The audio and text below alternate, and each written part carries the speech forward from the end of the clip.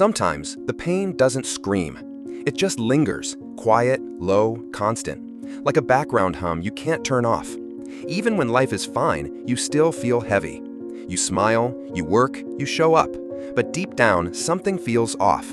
As if there's a sadness in your chest that has nothing to do with today.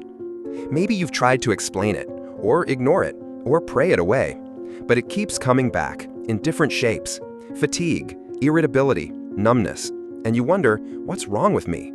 But maybe the question isn't what's wrong, but what hasn't been seen yet.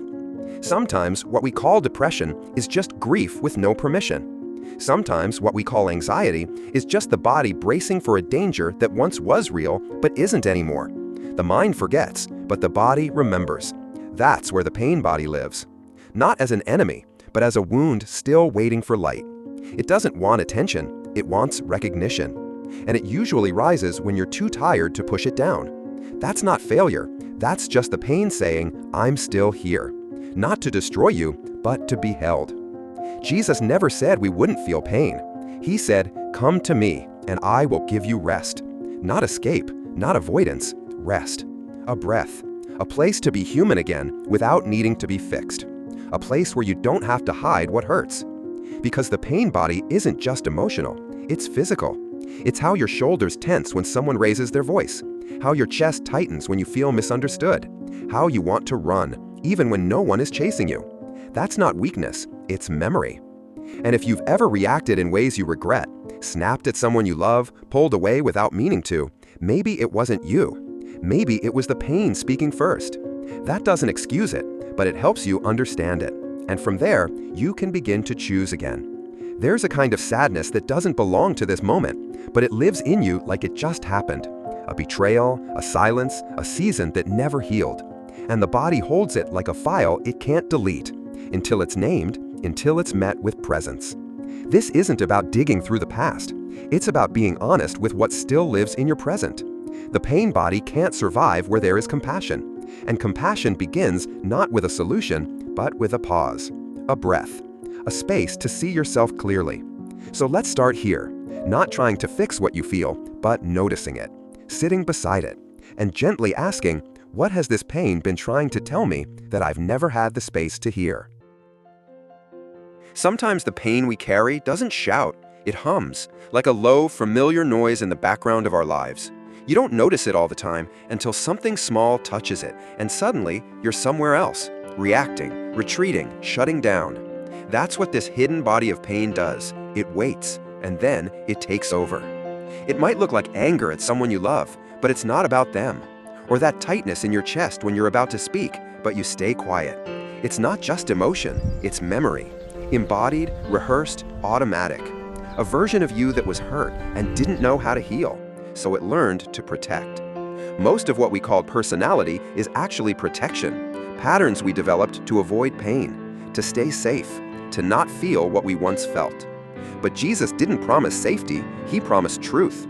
And the truth sets us free, not by removing the pain, but by exposing the pattern that keeps it alive. It's subtle, that's what makes it powerful. You don't realize you're still proving yourself to a parent who's no longer watching, or rejecting love before it rejects you, or rushing through life because stillness once felt like neglect. The body remembers, and when it does, the mind creates a story to match. Jesus often responded with presence before words. He knelt, he waited, he looked into people, not just at them. He knew that real healing begins with recognition, not performing for God, not fixing yourself, but being seen, and letting that change the way you see yourself.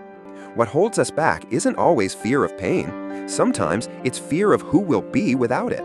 If I'm not this anger, who am I? If I stop trying to prove myself, what's left? The body of pain becomes identity, and to let go of it feels like losing part of ourselves. But what we lose isn't truth. It's the version of us that was built to survive. Christ doesn't come to shame that version, he meets it, walks with it, and gently leads it towards something softer, truer. Not control, not defense, but presence. A return to what's real. You begin to recognize the pain body when your reaction feels bigger than the moment. When you say, I don't know why that bothered me so much. That's your cue. The hurt is older than today, and the invitation isn't to fight it, it's to stay, to feel, to trace it back without judgment. This is not about becoming emotionally perfect. It's about becoming emotionally honest. And honesty begins with noticing. When do you disconnect? When do you defend? What are the quiet beliefs behind your pain, and do they still serve who you're becoming? Let that noticing be enough for now. No rush to change it, just space to see it. You're not weak for carrying pain, you're human. But you don't have to carry it alone anymore. Let's pause here. Let the silence settle. The shift begins right after this breath.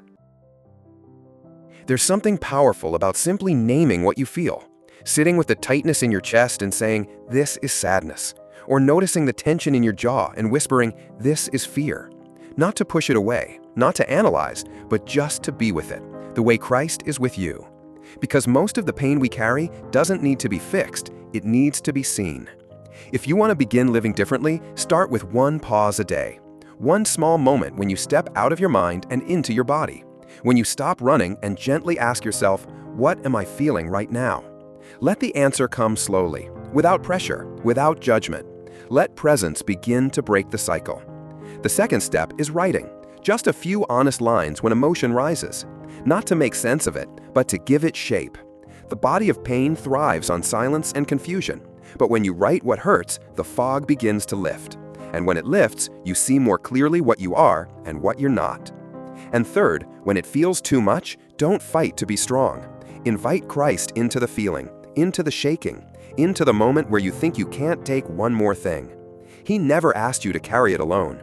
He only asked you to walk with him, not to escape your pain, but to walk through it with love. I remember a night years ago when I sat on the floor in the dark. I didn't know why I felt so heavy. Nothing dramatic had happened, but something inside was unraveling. And all I said was, "Jesus, I don't know what to do with this." I didn't get a solution. I just felt less alone. That was enough. Sometimes healing begins not with a miracle, but with someone staying with you in the middle of the ache, staying when you don't know what to say. That's what Christ does. He sits where others walk away. And when you finally believe that you are not alone, something in you starts to breathe again. You don't need to rush this. You don't need to get it right. The body of pain didn't form overnight, and it won't dissolve in a single moment. But every time you choose presence over pattern, every time you pause instead of react, something shifts, quietly, gently, deeply. And if this message met you where you are, I hope you stay close. This channel isn't about answers, it's about walking together, about creating space where you don't have to hide, where Christ meets you as you are, not as you pretend to be. You're not late, you're not behind, you're right on time. Subscribe if something in you knows there's more, if something deep wants to come home. There's no pressure here, only presence, and a voice that says, keep going. Not for perfection, but for truth, for peace, for rest, for the life that's already within you. May God bless you deeply, and may you walk awake with Christ at the center.